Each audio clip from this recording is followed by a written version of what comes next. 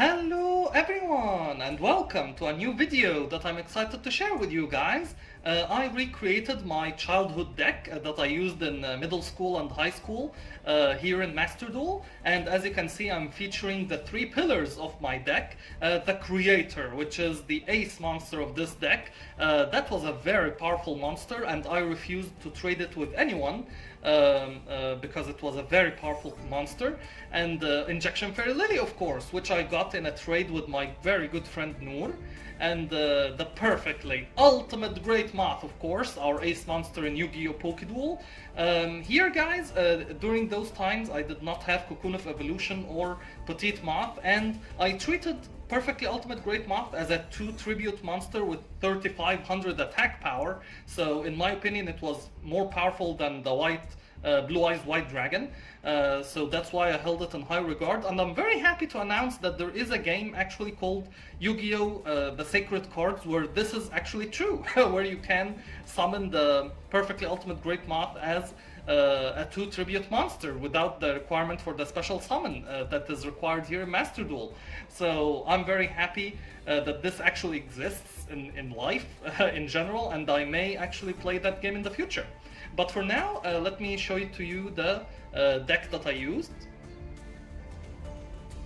So, this is the 60 card deck that I built in Master Duel, and to be honest, I had 10 more cards in my Schoolyard deck that I did not include here because we didn't have deck limits back in the day. And this is the Fusion Extra deck because we didn't have synchros and all of that, which I don't like to this day. So, my deck starts with Baby Dragon, Joey Wheeler's monster that I used for Fusion and get 1000 Dragon. Next is Giant Soldier of Stone. Now this monster right here, I opted to add it to my deck because it reminded me of Golem of Monster Rancher. Now at the time I watched it in Arabic, so it was called Adghal Digital, and this monster reminded me of that character, so that's the reason I added Giant Soldier of Stone to the deck. Next is the Spirit of the Books. Now this monster, I gave it lore that it's a very smart bird, and actually it has a sibling that I also featured here in this deck, so there's a dynamic duo here that I will show to you guys. Next is Cyber Soldier of the Dark World. Now for this monster I had a lore story of a futuristic world where the machines are ruling the planet, like Terminator style, and Jinzo, which is also featuring in this deck, is the ruling king of the machines, while this monster right here is like the foot soldier, so there are thousands of this cyber soldier roaming the planet, while the Jinzo is only one, and he is the king of the machines on this planet, in this futuristic world. So I like those lore stories that I created in my head for those monsters back in the day. Next is Yaranzo. So this is a monster that I got in a trade, and the person I traded it with was very surprised. Why would you want that monster? It's very weak. But I actually like the idea of a monster that lurks in a treasure chest. So it's like Pot of Greed, you know? So a greedy person who wants to open the treasure chest finds a monster instead. So that monster is very smart. He is going after the greedy people who want to open the treasure chest, and he devours them or something. Next is the Guardian of the Throne Room. Now this monster, I remember I was dueling against my friend Noor, and we were playing with the system where you offer a card each and the winner takes both. So you gain one card in the duel. So I was offering against this monster the Toon Summon Skull, which I still have, because he was trying to build a Toon deck. Now I ended up myself having Toon Mermaid, Toon Summon Skull, and Toon Blue Eyes White Dragon, which he could not win from me at any time because my deck was too powerful for him, and I still have those cards to this day. So it was very nice that at the time we had this system if you can beat me, you can get my card. It doesn't have to be the strongest card. It's a card that I'm offering, and if you don't want it, I can offer another.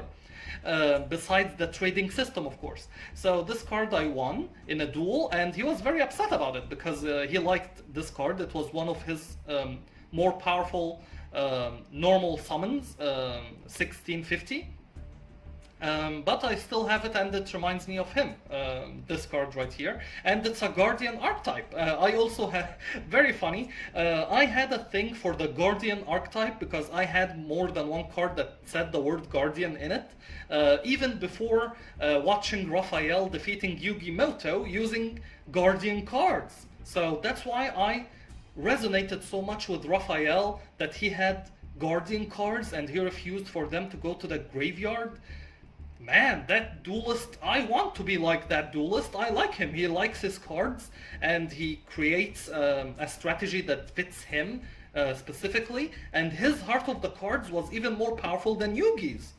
Wow, so that all was very, very important for me as a child, to see a duelist like that adopting a strategy that I adopted first, you know, as a child, with the Guardian archetype, even though there weren't any like Guardian Eatos or Guardian Dread Scythes at the time, but I had other Guardian cards that are not related to the archetype itself, but the word itself is what resonated with me.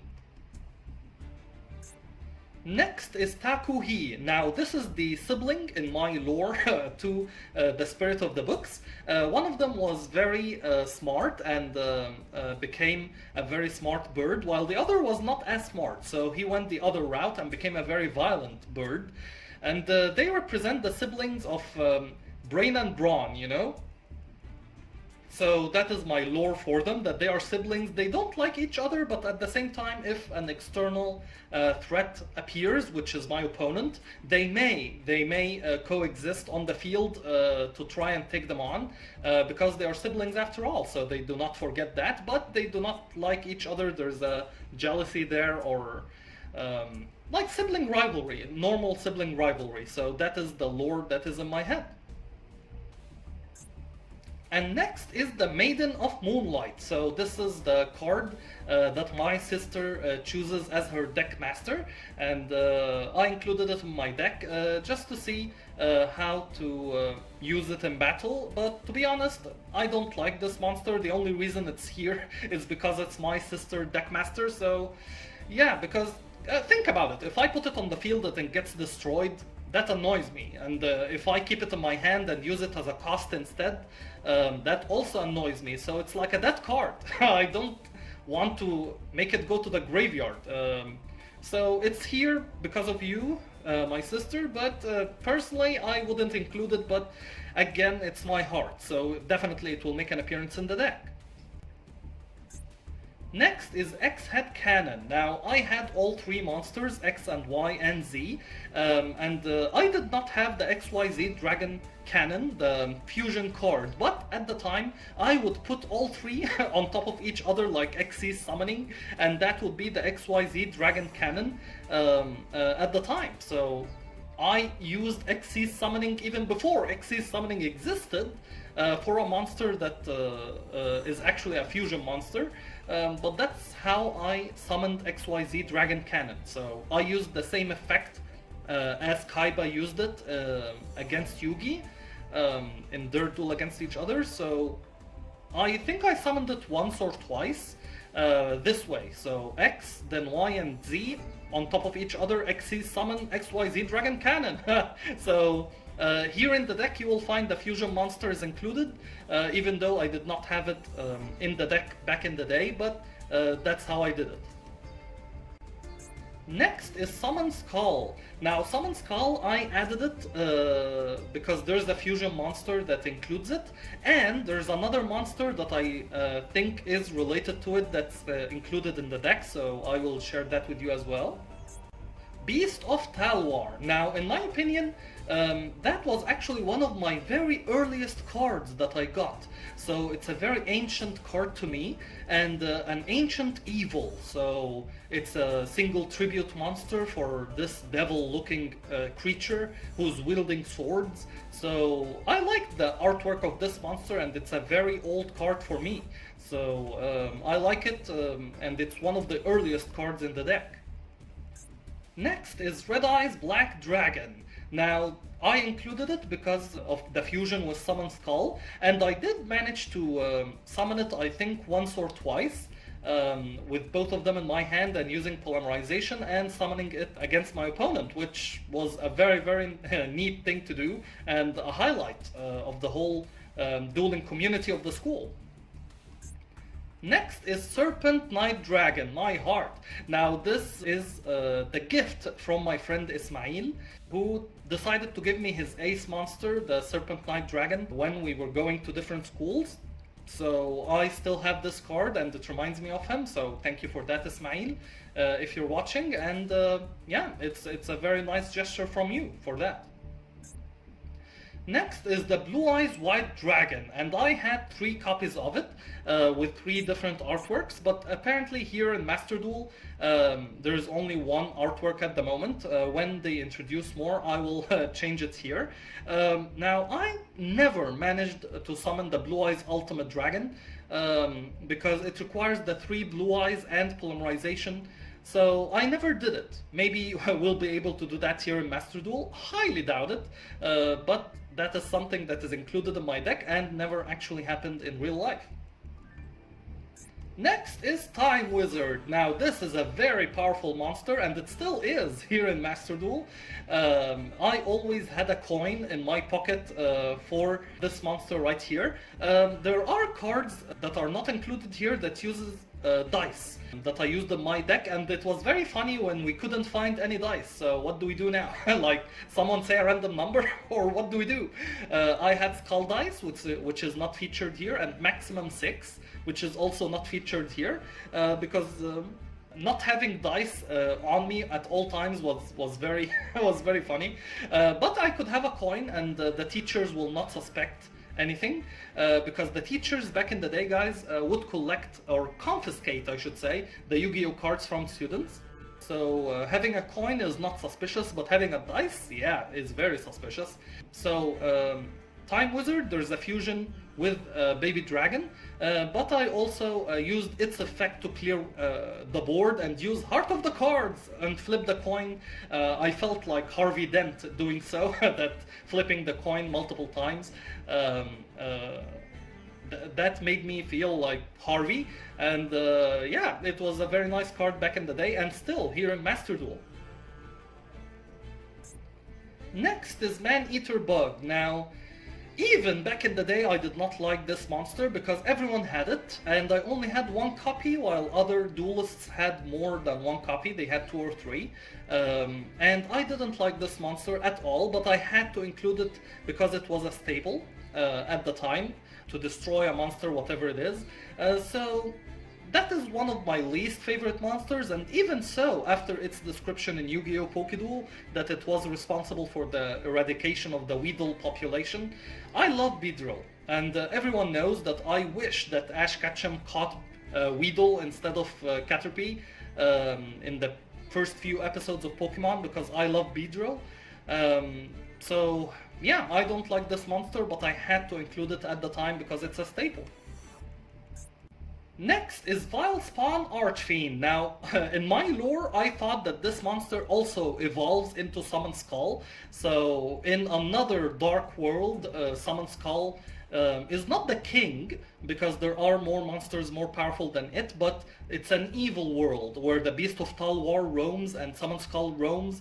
This monster also roams and hopes one day that it will evolve and become more evil into the Summon Skull. So this is the prerequisite to Summon Skull. That is the Dark World theory of mine back in the day. Next is the Head of Exodia, the Forbidden One. Now, in real life, I had only 2 pieces, the head and the right leg of the Forbidden One. So I couldn't summon Exodia anyway, but I included the head in my deck and White Leg is included in the 10 cards that I did not include.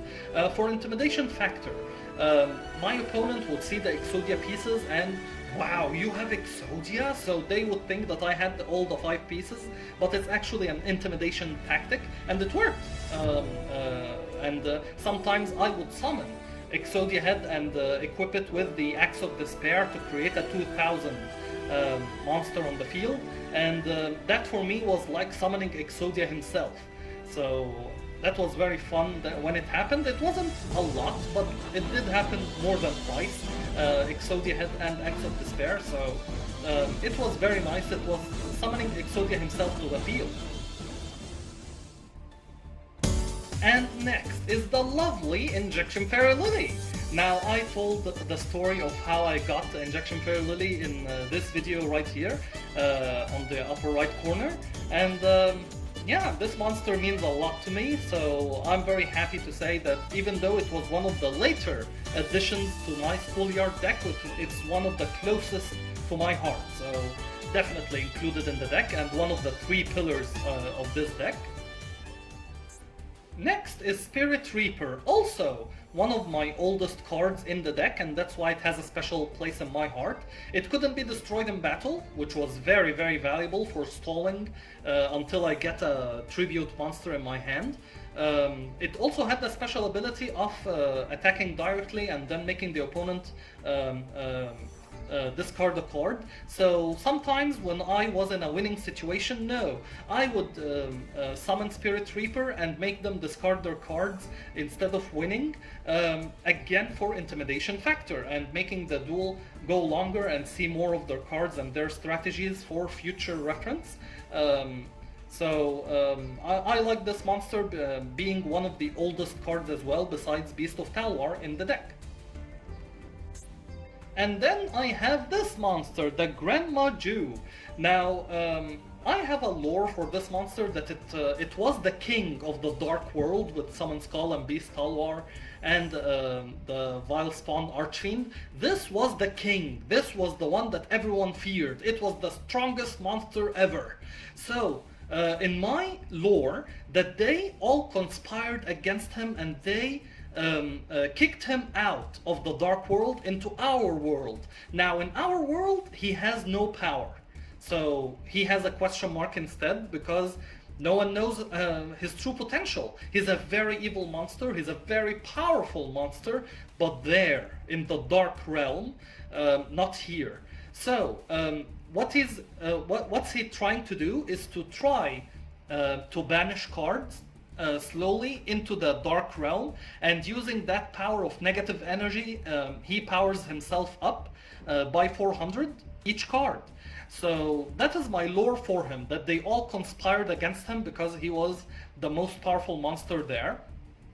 And he's trying to regain access back to that world and take revenge on all the monsters that conspired against him. So he's a very evil monster, but for now he's on our side because he wants to get back. So he's weak right now, but don't give him your back. Don't think that he is peaceful with you because he likes you. No, he's a very evil monster and he's only with you because he's using you to get back. So that's my lore for this very evil monster.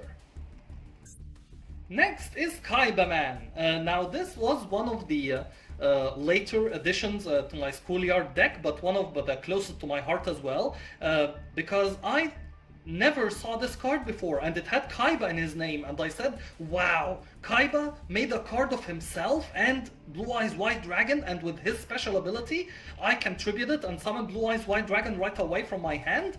Wow, that all blew my mind away when this card came out, and I was even more further blown away when he featured in Yu-Gi-Oh GX. So I watched Yu-Gi-Oh GX episode much later in life, actually.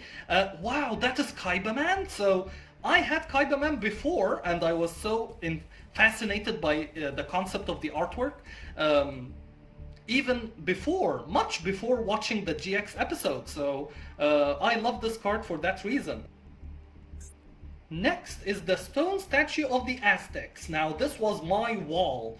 I would set it down, face down, 2000 defense, and it dealt double the damage back at the opponent. So, mostly my opponents did not have very powerful monsters like 1400, 1500.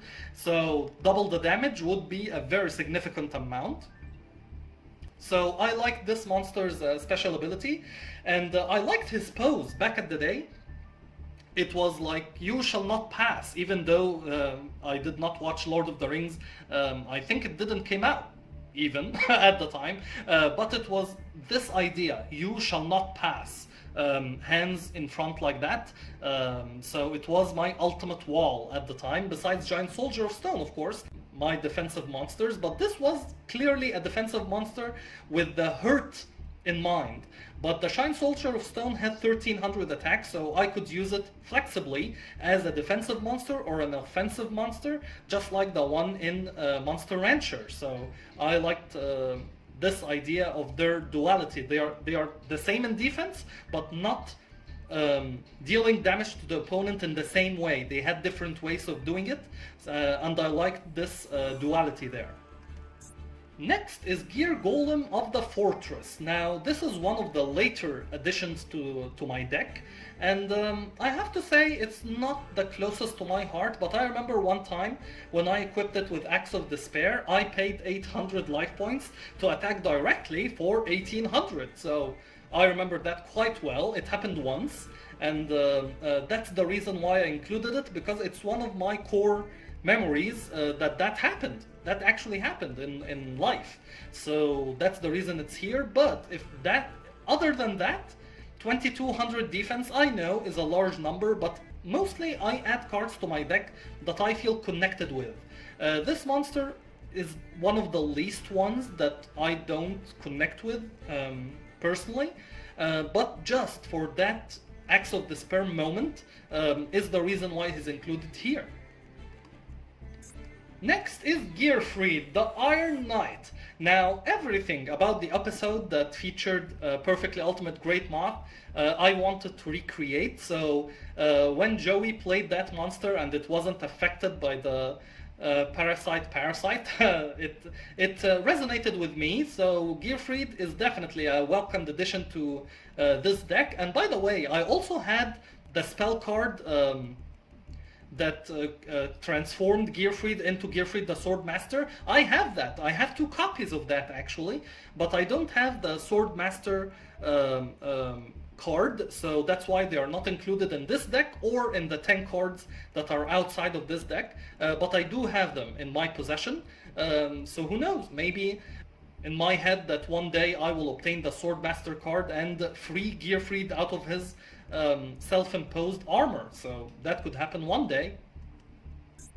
Next is the Fire Princess. Now, I watched Little Kuribo's episode where he described her as the lady with a stick. That was really funny, but no, actually at the time I liked her artwork, and I didn't have any use for her special ability. Again, I'm adding cards because I like their artwork and connection with my heart. It did not remind me of a specific person, but I liked her personality. That even though she is a princess, she is not like Disney princess. No, she's a fighter, and she's a fire princess that has the ability to control fire. So she could burn her enemies, so don't mess with her. So I liked her artwork for that, that even though she's a princess, she's a fighting princess.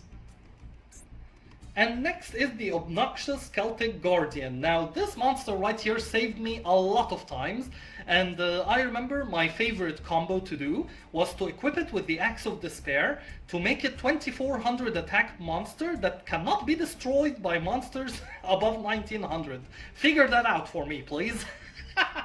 So that is my favorite combo back in the day. It did not happen a lot of times, but when it happened, I was very happy because I have an indestructible 2400 monster on the field. That was very, very powerful.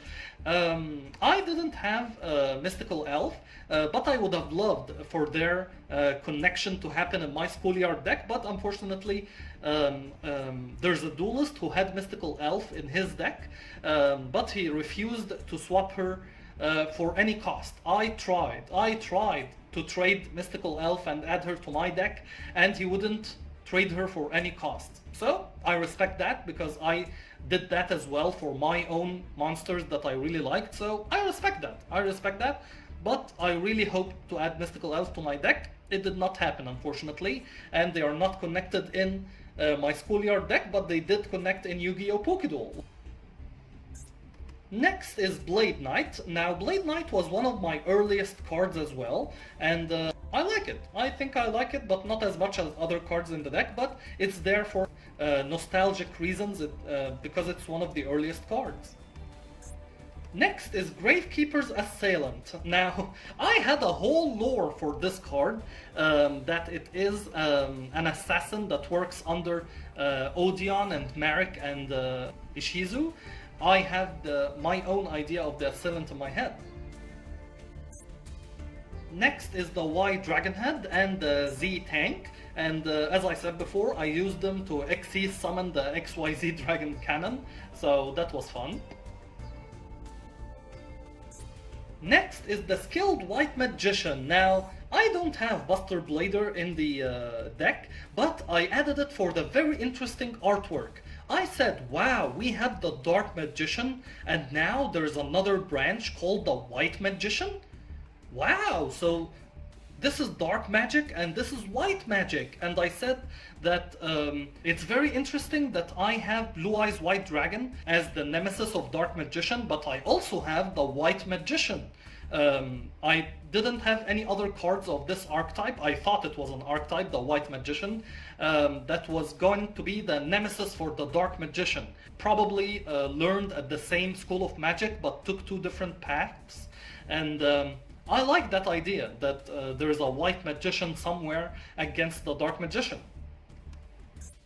Next is the Mighty Wolf Fenrir. Now, I added this card back in the day because I loved the artwork, and it didn't have the special summon and special ability written here on this card, so I normal summoned it, and it didn't have a special ability, even though its special ability is very powerful to skip the opponent's next draw phase.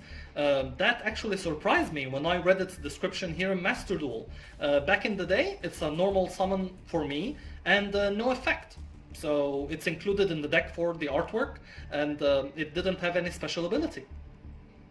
Next is Legacy Hunter. Now, this monster, I liked its artwork, and I was very happy when I saw the Don Zaluk episode in Yu-Gi-Oh! GX, because I thought it was the same guy. But then I realized when I played Yu-Gi-Oh! Tag Force Evolution that there is a card called Don Zaluk and the Scorpions. So is it the same guy? I don't know. It's up to you guys to decide that, but in my opinion, it was the same guy, and it's very nice that I got to see Don Zaluk even before Don Zaluk himself appeared in the anime, so that is my lore for it, and I also had this storyline where it would clash with the Gravekeeper's Assassin at times, so there was this lore as well, that they were sometimes with each other, sometimes against each other, so there's a duality there as well. Next is the Doll of Demise that Arcana used against Yugi. So I added it for that reason, that episode, the Dark Magician Girl episode. I loved its artwork, and that's the reason why I added it, Arcana.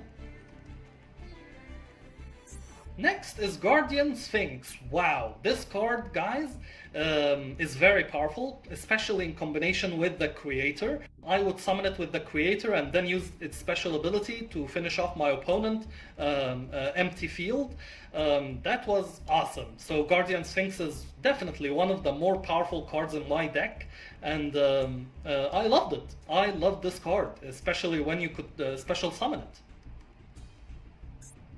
Next is Zaborg, the Thunder Monarch. This monster right here is one type of monster removal, so I would stall with Spirit Reaper or my obnoxious Celtic Guardian until I got Zaborg in order to get rid of the opponent's very powerful monster on the field, and yeah, he saved me a lot of time, so I like this card. Next is Jinzo, the king of the machine world in my lore, and definitely a welcomed addition in the deck. I didn't have this card originally. I traded it for a lot of cards. I think with Ismail or Noor, I don't remember. It's one of those two. And because he had a duplicate, so he had two Jinzos and he wanted only one. So I traded it, but he didn't make it easy for me, of course. So I traded a lot of cards for it. And yeah, I love Jinzo and Injection Fairy Lily. The episode where they both featured is one of my favorites against Seto Kaiba and the Big Five. So yeah, definitely a welcomed addition in the deck. Next is the Fiend Mega Cyber. Now this is one of the cards that I won via offering against Noor. He wanted this against my Toon Summon Skull or Toon Blue Eyes White Dragon, I don't remember. But it's one of the Toon monsters that I had. So this is again another monster that I won in a duel, and it proved to be very useful. So when the opponent would put a lot of defensive monsters on the field, I could special summon this monster and then tribute summon the creator in order to put a very powerful monster on the field, and then I have total control of what to special summon from my graveyard, including Guardian Sphinx, as I said before, to clear the field. So that is one of the better additions to the deck, and I have it here for sentimental value. Reminds me of the cards I won from Noor in our duels against each other.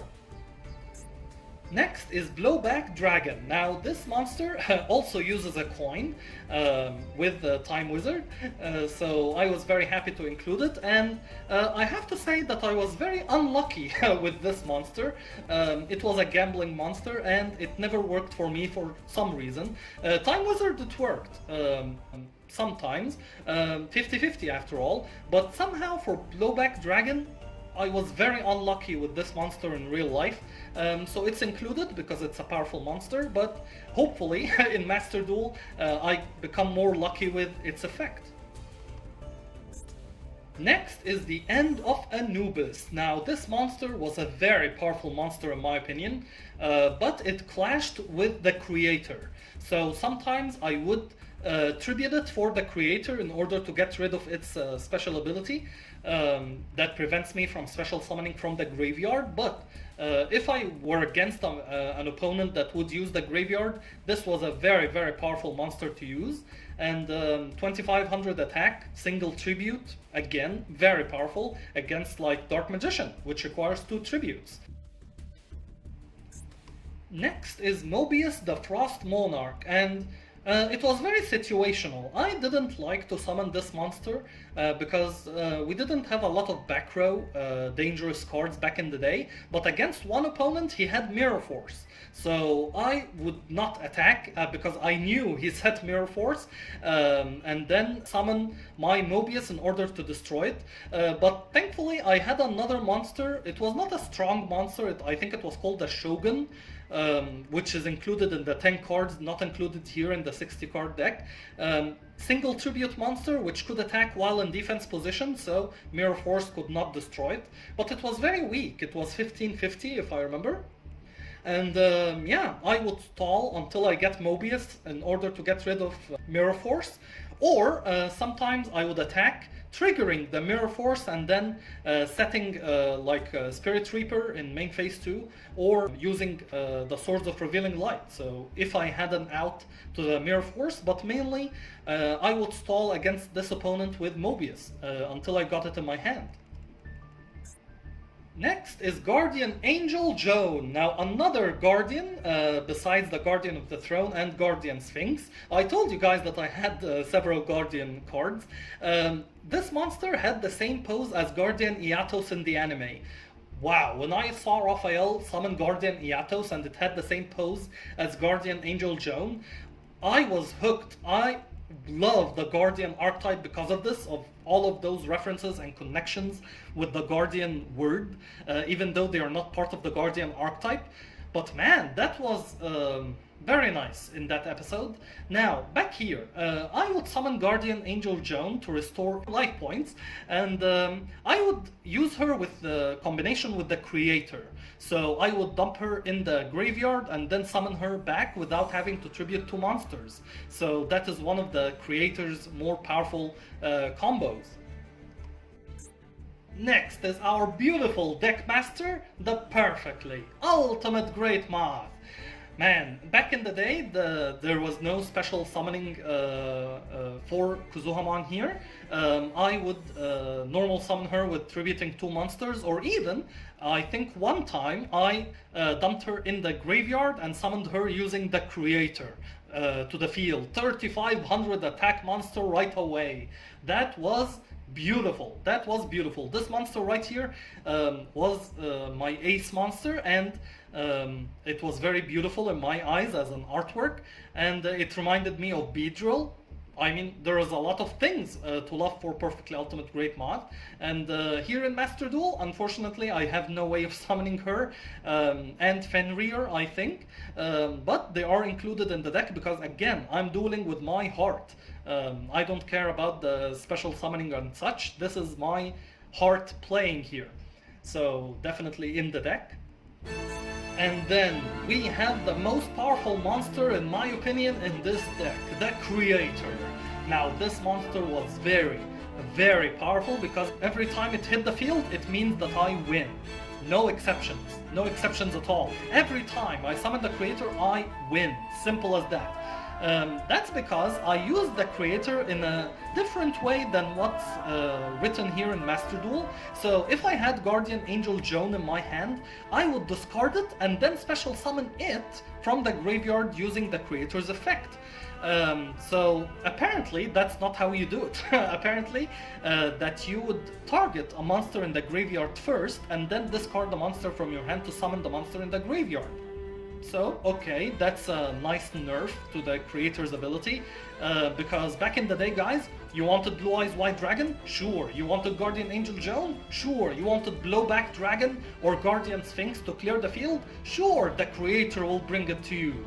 At the cost of a card from your hand, and even the card in your hand can be summoned next turn. The Creator, guys, was the reason why I love dueling. He was a very versatile monster, and he allowed me to summon my most powerful monsters from the graveyard each turn, so I didn't want the duel to end, you know? That is very nostalgic for me, and definitely the Creator is the ace monster of this deck. And then we have the Egyptian God card, Obelisk, the Tormentor.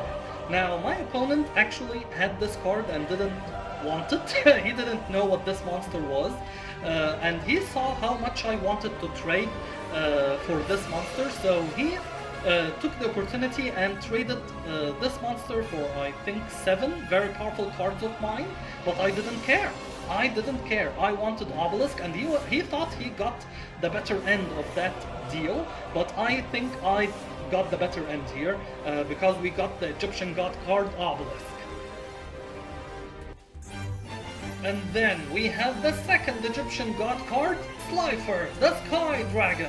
Now, I have to be honest, I never managed to normal summon Slifer, but I did manage to special summon it once using the Creator, and it was 2000 attack.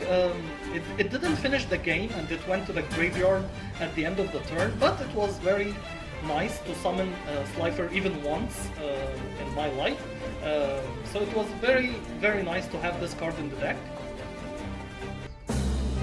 And then the Egyptian God card, the Winged Dragon of Ra. I cannot tell you guys that I loved this card, but unfortunately, due to a terrible, terrible accident, this card got destroyed, and I got very sad for a few days because no one else had another copy of the Winged Dragon of Ra.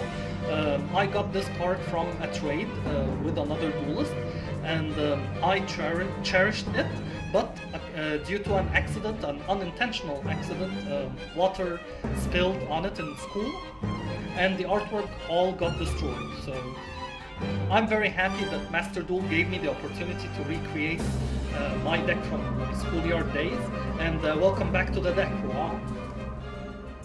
And that concludes the monster cards of my deck. We are going to start with the spell cards now, starting with the very powerful Swords of Revealing Light. Stalling for 3 turns in my deck was very powerful for getting the Creator out, for getting Guardian Sphinx's effect. Yeah, I had a lot of reasons for stalling, so Swords of Revealing Light was a very nice card for that. Next is Polymerization. I only had one, and I think I summoned Thousand Dragon once and the Black Skull Dragon once, but I never summoned the Blue Eyes Ultimate Dragon, and I never used it for XYZ Dragon Cannon. So yeah, I was very happy with doing all of this in my childhood with using only one polymerization in like a 70 card deck or something. So that's really nice odds. Next is Tribute to the Doomed. Now this is one of my older cards, and I loved it because it was one of my earliest way of monster removal at the cost of 1 card from my hand, and remember, that is also beneficial for my Creator card. Next is Lightning Vortex. Now this is one of the newer additions, and I'm not a fan of adding multiples to the deck, but this card right here, I added 2 of them, both traded from other duelists. Because they are more powerful than Tribute to the Doomed in monster removing, but I don't like them as much as Tribute to the Doomed. Tribute to the Doomed is very scary. It had someone who is embalming someone who's probably alive, I don't know. So it had a very scary artwork, and still related to Ishizu and Odeon and the Gravekeeper's Assailant artwork. So I liked it more than the Lightning Vortex here, but I have to tell you the truth, the Lightning Vortex is a more powerful card than Tribute to the Doomed, so I had to include 2 of them in my deck back in the day. That's the reason why they're here. And next is Axe of Despair. I think this is the only equip card that I ever got, but it's a very powerful card, and if the monster equipped goes to the graveyard, you can tribute a monster to put it back on top of the deck. I think I used that effect only once in my whole life, because I had X Dragon in my hand, so I summoned it and then drew the Axe of Despair to put it on him for a 2800 attack monster right away. That's the only time I think I used that effect, but other than that, it is a very powerful equip spell card. And I think I made a mistake early when I didn't know the effect of Spirit Reaper. That's really funny. I equipped Axe of Despair for it to make it 1300, and my opponent told me, no, you can't do that. Your Spirit Reaper is now destroyed. And he was right, and that is how I learned about Spirit Reaper's effect, and I now have no Spirit Reaper, and I have no Axe of Despair. And I think I lost that duel. Yes, I think I did. Next is Mystical Space Typhoon. That was one of the earliest cards that I got. I don't like this card, but it was a very powerful card, so again, that's why it's included. And I included it back in the day. Next is Draining Shield. I love this card because it increases my life points for Injection Fairy Lily and the Winged Dragon of Ra. So I would have Injection Fairy Lily, and my opponent would think that now he is able to attack because I have very few life points left, so he can attack over her. So I would use Draining Shield, and now, boom, I have life points again. You thought wrong, sir. And I would win on the next turn with Injection Fairy Lily. So I love this card for that reason, and the artwork as well is very nice for me, so I love this card. Next is Fruits of Kozaki. Now this card, I really loved its artwork and its effect too. It made me feel like Ishizu or Pegasus, knowing what I'm going to draw for the next 3 turns, so I could adjust my strategy accordingly. And I love this card, so that's why it was one of my favorites back in the day. And next I have this card. Now this card has no tactical advantage in the deck, But when I was going to change schools, my friend Noor, very good friend Noor, who I won a lot of cards from, decided to give me this card as a goodbye gift.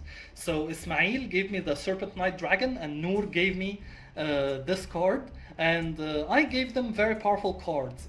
I gave Noor the Toon World card because he wanted to build a Toon World deck, and he didn't have the Toon World card, so I gave it to him because I know that that's what he loves.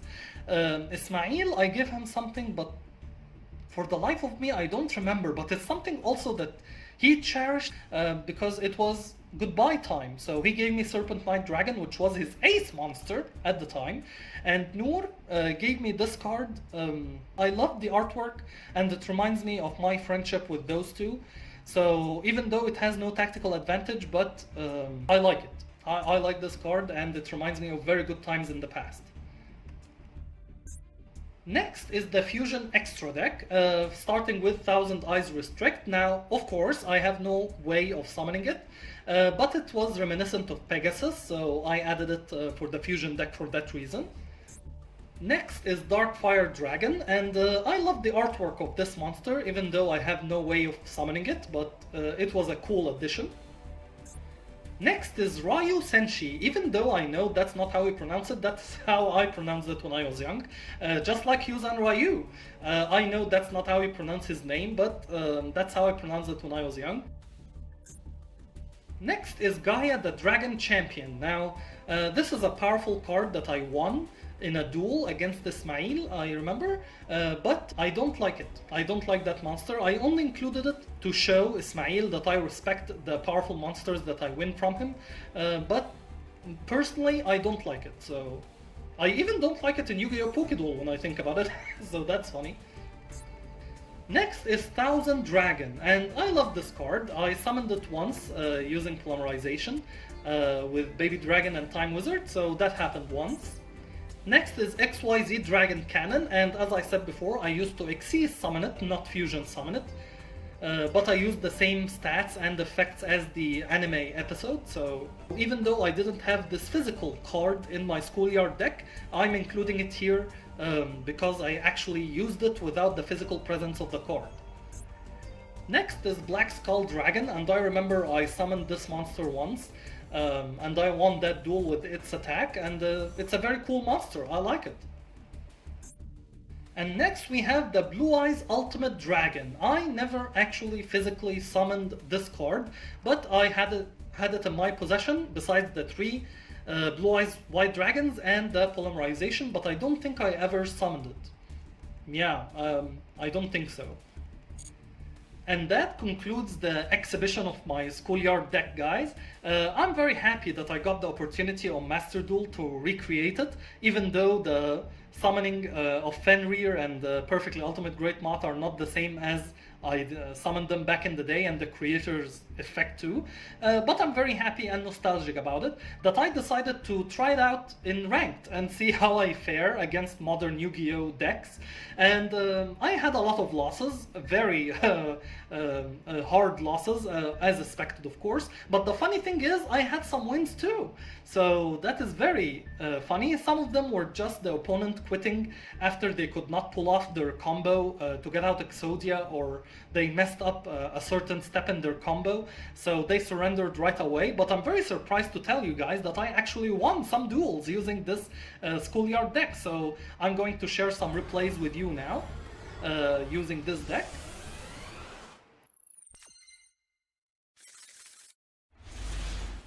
So in this first replay, I open with Injection Fairy Lily, but I decide, since I'm going first, to play defensively and see what I'm playing against. King of D! We're playing against Blue Eyes, and I'm going to have some very interesting duels against Blue Eyes players. And there he is, the Blue Eyes White Dragon!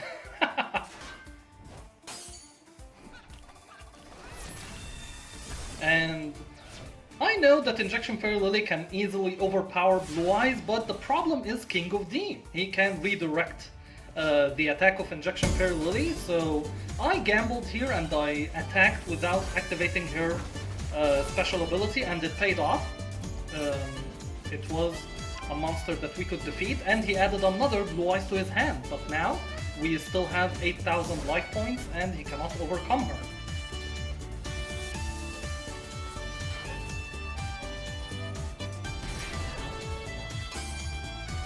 Okay, I have no idea what he's doing now.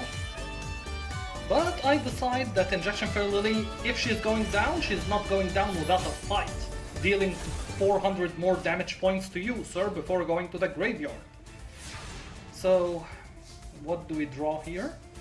Okay, Doll of Demise, but I will use the skilled sorcerer here to attack this monster. We don't have any good cards in our hands right now.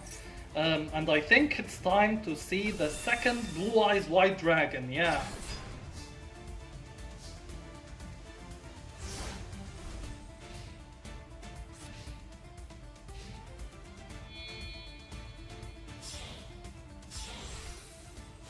Okay, he's summoning something, and I have no idea who that is. And he summons another Xyz monster that I have no idea what it does. Now, he doesn't attack, so maybe it's part of his special ability, but look what we draw now, guys. The Heart of the Cards makes me draw Obnoxious Celtic Guardian. Just like the old times, he comes in clutch and saves me here, because I don't think he has... Wow, he is so confident that he plays that monster in attack mode. Okay, sir. Now, the next card I draw is a very nostalgic card. It's Kaiba Man, and I could not play it against Blue Eyes, so you know what? I will attack this monster to say, no, no, no, you shouldn't be too overconfident against me, sir. And he replies, well, I have that. So I know you're gonna win, sir, but Kaiba Man, this is another way to summon Blue Eyes White Dragon to our opponent's side of the field using Kaiba Man, so don't do it. And this trap card comes back, unfortunately.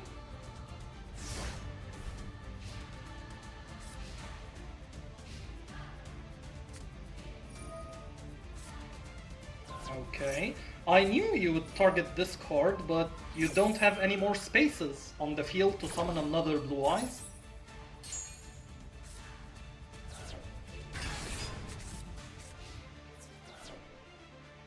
And Blue Eyes White Dragon, yeah, wins the first duel via attacking Kaiba Man. So, we lose this duel, but I really like the... I really like that Obnoxious Celtic Guardian came in clutch as he did in the old days, so that's really fun. Now for my second replay, I open with, look at that starting hand, guys. We have Fenrir and the perfectly ultimate Great Moth, and I have no way of summoning either of them to my field, and he's activating the Swords of Revealing Light right away. Okay. Well, that's really fun that I open with those two first.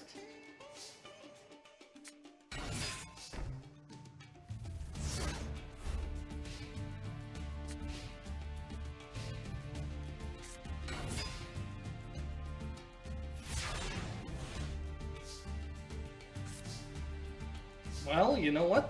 I'm gonna use the effect of this field spell to summon End of Anubis. I'm keeping my Guardian Angel Joan until the Swords of Revealing Light effect goes away. Okay, X-Head Cannon goes to the graveyard, unfortunately.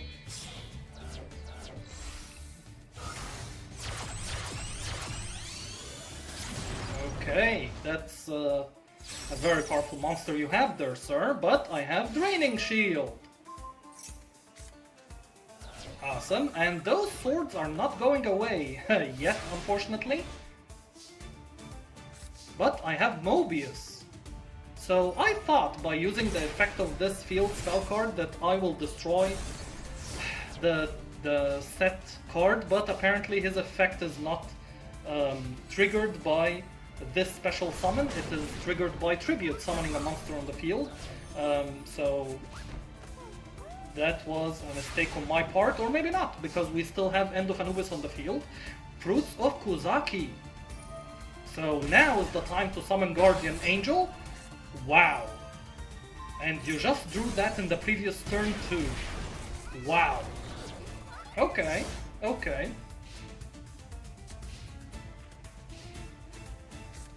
So you set this and attack our End of Anubis for a clear field. Now I activate Fruits of Kuzaki, guys, and you know what I see? I see Jinzo and Axe of Despair.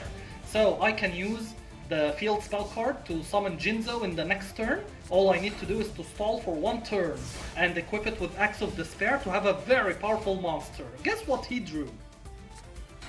He drew a special summon, and that set card was destroying our set Exodia head. I needed one turn. One turn! But good for you, sir. You were so close to losing that you don't know, sir. You were so close.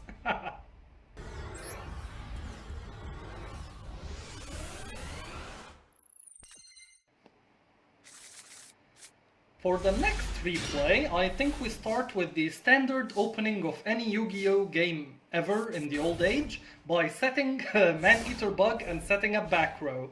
So that is the standard way of playing Yu-Gi-Oh back in the day, guys. I only had one copy of Man-Eater Bug, but everyone else had a lot of Man-Eater Bugs. They were the staple of that time period.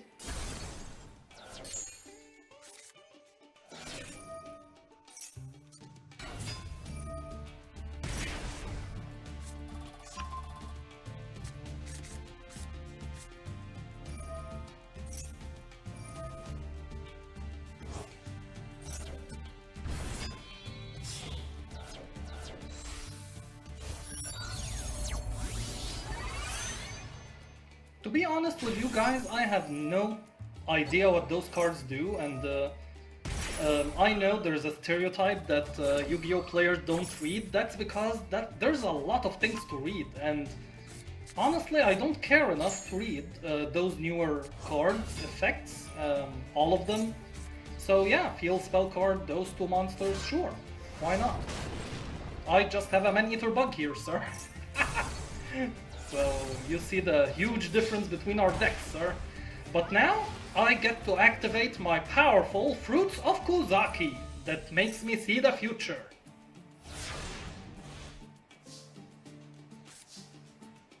Okay, I thought of playing this monster before my Gearfried, and I think I was right. Because I thought one of those back rows will destroy our monster, so I opted to play a monster other than our Gearfried and keep our Gearfried for the next turn.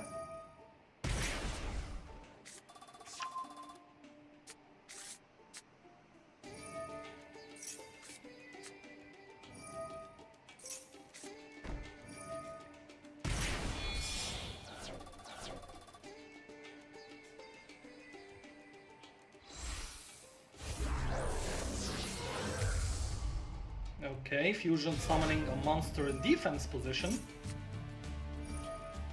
And we're still not done yet.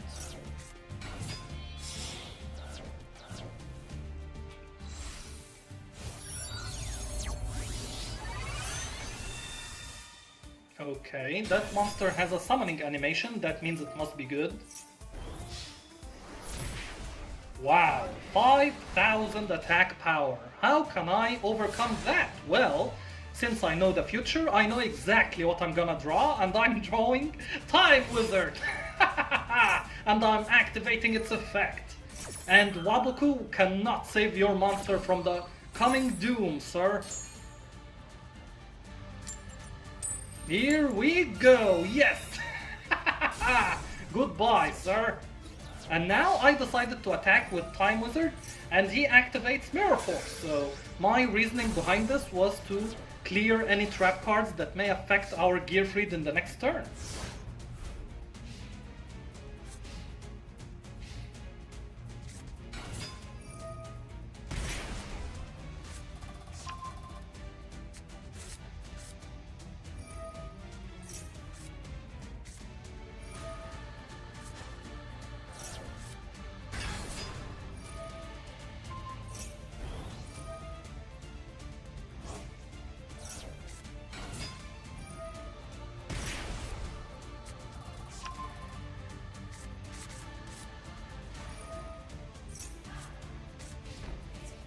And finally we get to the battle phase where we lose the duel, but it was very nice to resolve the effect of time wizard there for the 5000 attack monster. That was really fun.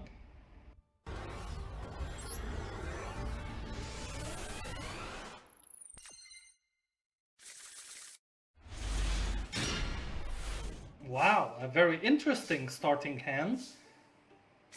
So I think I'm not gonna risk the Spirit Reaper just yet.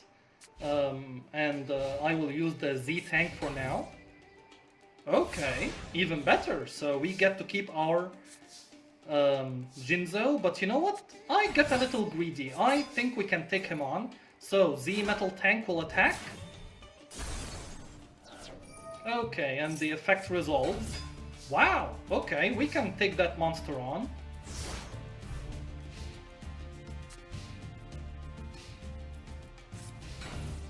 Wow, he did not attack. Was that a mistake?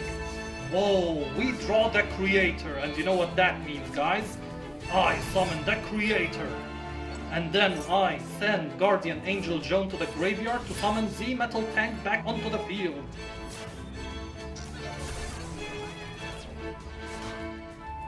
Okay, that's totally fine by the way, because we can summon Jinzo next turn. And Guardian Angel too, so we have a lot of options here.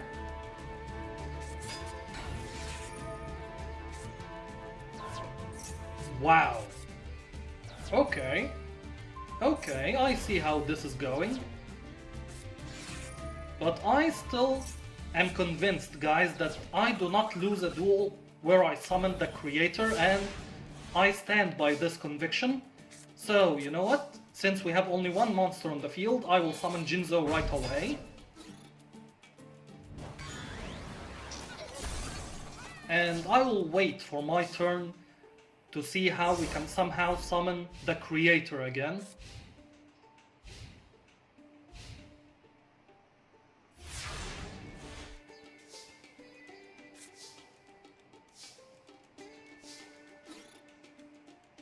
Okay, we can take that on, and I know that we could have dealt a lot of damage, but I still want to summon the creator here. Because I want to prove to my opponent, you cannot get rid of the creator that easily, sir. Oh, and turn! Well, well, well. This drawn card, guys, changed everything. At first I was going to summon the creator and special summon a powerful monster to finish this opponent off, but then I opted, no, you know what? Since we drew the Winged Dragon of Ra, I will summon the Indestructible Spirit Reaper, and next turn I will special summon a third monster on the field and summon the Winged Dragon of Ra. But unfortunately, our opponent draws and surrenders before I execute that plan, so I still win, the creator is on the field, so my conviction still stands, but man, I would have loved to see the Winged Dragon of Ra on the field.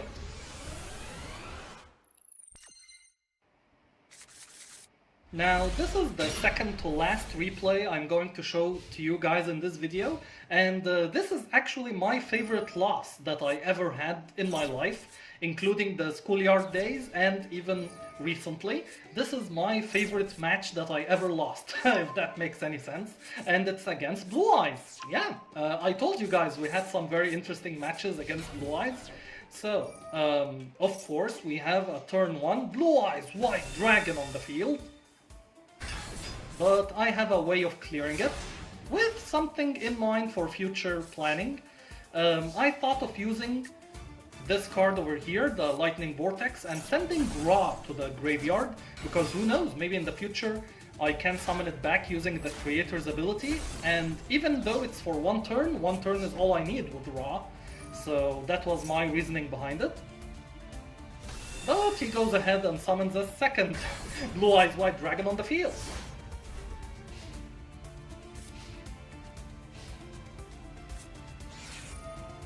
Wow, so he's gonna summon the first one from the graveyard, and now we have two Blue Eyes White Dragons on the field. And he has the third one in his hand, which means he's gonna summon the alternative White Dragon and immediately use it to summon this guy. Sure. Okay, and he goes back to his hand. so I used the Draining Shield, but it can attack twice, so yeah, there's that.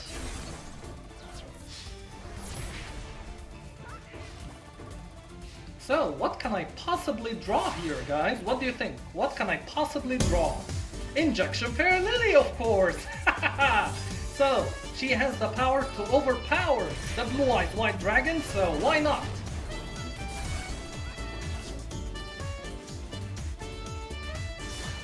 So what you're gonna do now, sir? Well, he does something that's very interesting in my opinion. First, he summons the alternative White Dragon. And then he re-summons the Blue Eyes from the graveyard.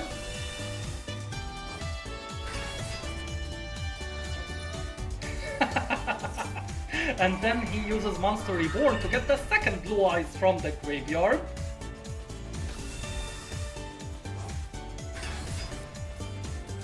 Uses Alternative to destroy our Injection Fairy Lily, and then tributes the two monsters that are not Blue Eyes on the field to get the 3 Blue Eyes White Dragons on the field for 9,000 attack in total, just like Yugi did against Noah Kaiba. That right there was my favorite loss ever, and it included Injection Fairy Lily taking down Blue Eyes at first. I don't know, but in my opinion, I love this duel. This is my favorite loss ever.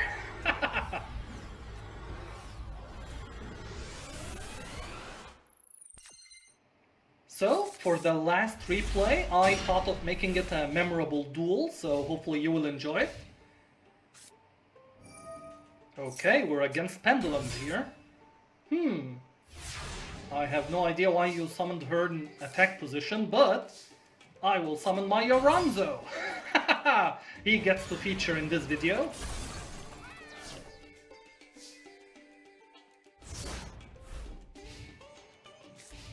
Now, the reason I did not use Swords of Revealing Light is I'm not sure if my opponent is throwing or not. Okay, he's not throwing because he just attacked with that monster. So, wow, we have the Doll of Demise. But I think I will summon the White Dragon Head instead, because with Swords of Revealing Light, who knows, we may actually dig into our deck for X and Z. So that was my reasoning for summoning Y instead of the Doll of Demise. Okay, but you've just locked yourself out, sir. That's interesting. Injection Fairy Lily, of course! It's always a very nice sight when you get to see Injection Fairy Lily, guys. So she clears the field and White Dragon Head will attack.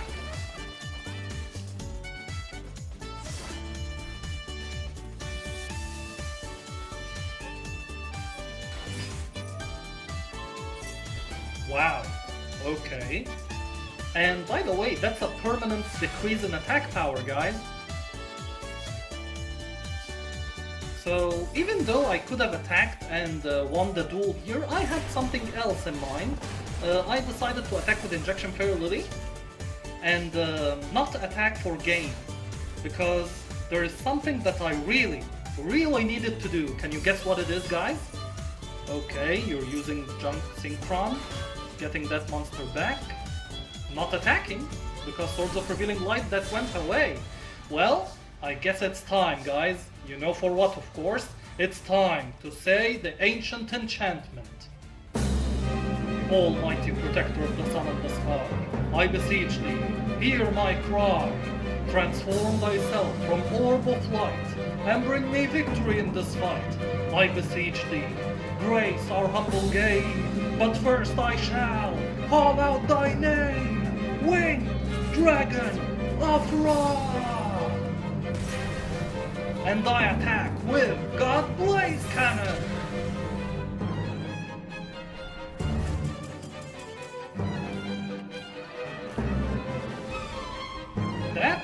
I needed that, and I hope you enjoyed it, guys, because I was very sad that the Winged Dragon of Ra card got destroyed when I was young, but now I got to redeem that memory. So that made me feel very happy, and I hope it did for you too. So that was the video featuring my Schoolyard deck. I hope you enjoyed it, guys, and if you would like to share with me your own Schoolyard deck experiences in the comments, I would love to hear them. And also, if you had any interesting lore that you created personally for your own Yu-Gi-Oh cards, I would love to hear about it, because most of the time it's very, very like out of this world, that no one else can create ideas like you did when you were young. So I'm very interested of hearing other people's thoughts about cards that may change my own perspective about Yu-Gi-Oh cards that I don't like. So for example, I'm throwing an example here, Man-Eater Bug. I don't like that monster, but someone may say a lore story behind its artwork that changes my perspective about Man-Eater Bug forever, and now I like it because of that story. So if you have something like that about your own Schoolyard deck monsters, Yu-Gi-Oh monsters, I would love to hear from you in the comment section. And thank you if you stayed for this point in the video. I thank you, and I hope you have a wonderful day today, and let's meet each other again in a very happy setting. So thank you all for watching, and I'll see you next video. Goodbye.